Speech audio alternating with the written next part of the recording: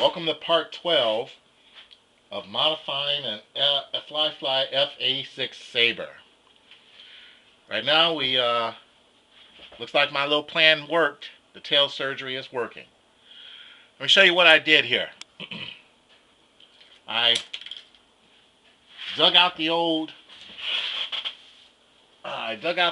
shaft and I made a new one. In fact, I even made a few improvements over the new one.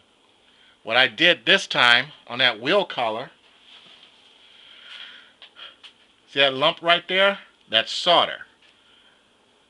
When I put a deeper groove when flattening that shaft, I made it more flatter than the first one. That way I had a better seat for this locking screw. Then I soldered it. I soldered the collar to the shaft.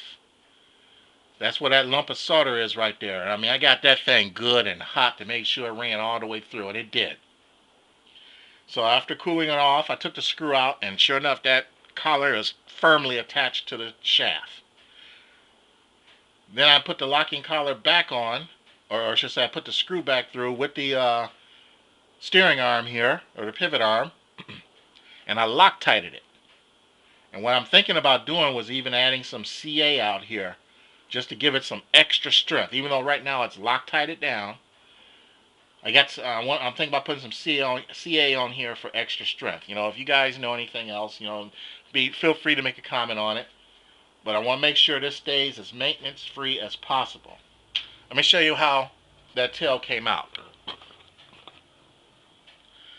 Now I didn't have to chop too much out, and it seemed to work okay. Surgery's going good. I didn't have to chop too much out. And all I have to do now is just set this right back in there and attach it, and we're done. So stay tuned, because I just noticed my battery's running down. So stay tuned for part 13. All I have to do is assemble this now. I'm going to assemble it and go from there and see how things work from there. So stay tuned. I'm going to make another part 2.